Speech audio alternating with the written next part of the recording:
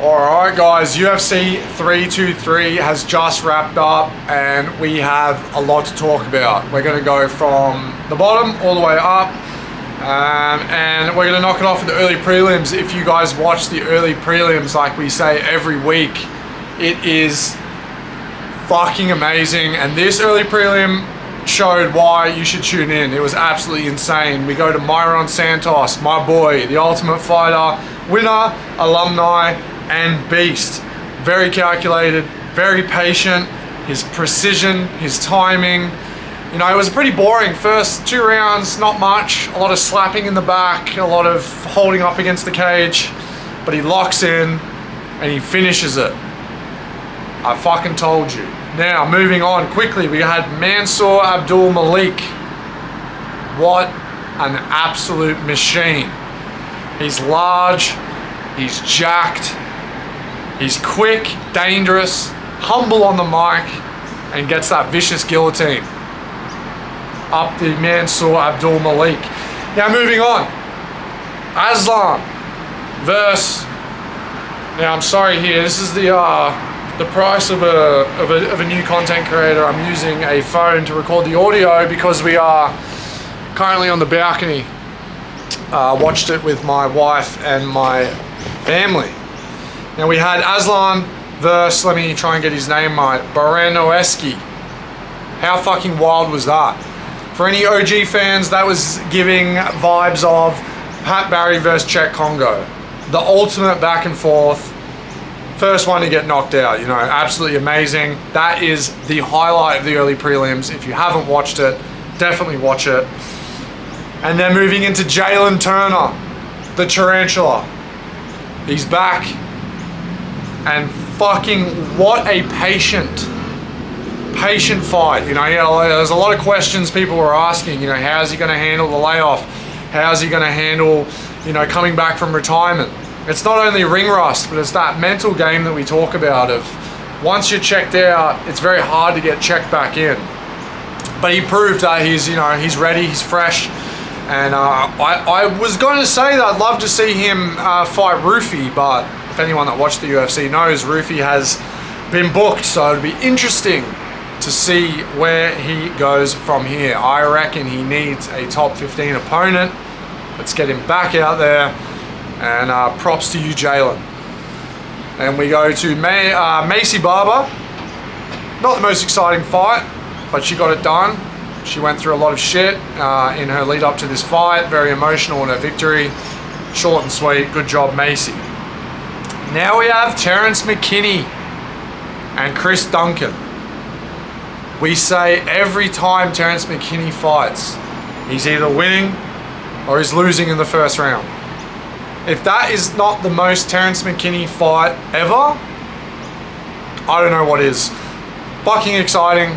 Congratulations, Chris Duncan. You are a Scottish savage. Now, Guskov versus Jan. What the fuck was that? Back and forth. Jan looking slow, but every punch he connects hurts. Guskov could have ended it very, you know, quite a few times throughout that event. However, didn't pull the trigger, but skates through that win. What's next for Jan? You know, ex-champion, shoulder surgery, 42 years old. Where do you guys think he should go next? Considering it wasn't a crazy loss, very competitive. You guys let me know what you think for that. And now, Peyton Talbot versus Henry Cejudo. What a fucking guy Peyton Talbot is. You remember 3 fights ago, the guy had no grappling. He got exposed, he got vet checked, fraud checked, and now he comes in against a Olympic gold medalist, a double champion, albeit old, albeit end of his career, but what a fucking performance. He lands those takedowns. He's smiling like a kid in a candy store. He knows he's getting better. Ultimate respect in the post-fight. Peyton Talbot is a motherfucker. And just How do you get that much better so quickly? Whatever they're doing in that gym is absolutely fucking insane. So I'm, you know, we make no mistake on the Combat Comrades. We love Peyton Talbot. He had the amazing striking. He had amazing grappling. He picked up and out wrestled an Olympic wrestler. It doesn't really get much better for Team Talbot. So very, very happy with that. And then we move on to Tatsuro Taira versus Brandon Moreno. Just gonna say straight off the bat, it was an early stoppage. I don't think it should have been stopped that quick. You know, you've got a Mexican fighter. They're renowned for being tough. On top of that, he's an ex-champion. And on top of that, it's fucking Brandon Moreno. However, he won. I'm so happy! And we move on. Then, Myanmar, Joshua Van. Not the best way to win.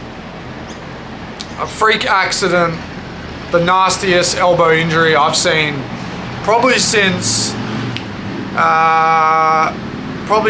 fucking Snap or Tap against fucking what's his fucking name?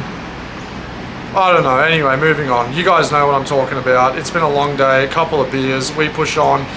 With the Josh Van Pantoja fight, it looked like Pantoja was coming in to try and strike, to prove, you know, who's this young guy? I'm not scared. I'll fucking strike him, I'll grapple him, I'll wrestle him. And it looked like it was ramping up to be an extremely great fight. However, Josh Van got it done. Anything can happen in a fight. Obviously, the immediate rematch is going to rebook it. But for now, Myanmar, first champion. Congratulations, Josh Van. And now the main event of this evening. We had Merab Dvalishvili versus Petr Yan. 2 Eastern Bloc, 2 Mountain Men. I did not think that Merab was going to get dog-walked in the way that he did against Petr Yan. But we have always said on this podcast, the key to victory is to kick him in the guts. Take away the gas tank. That's what happened. So now, with the scorecard that was pretty obvious, there was no chance of it could have gone either way. Does this dominant champion, you know, it's his 4th title defense in a calendar year. It's something that's unheard of. This close to being a record that probably would never be beaten. Do you think he deserves the immediate rematch, considering the work he's put in? It's now 1-1. You let me know what you guys think. UFC 323. Peace!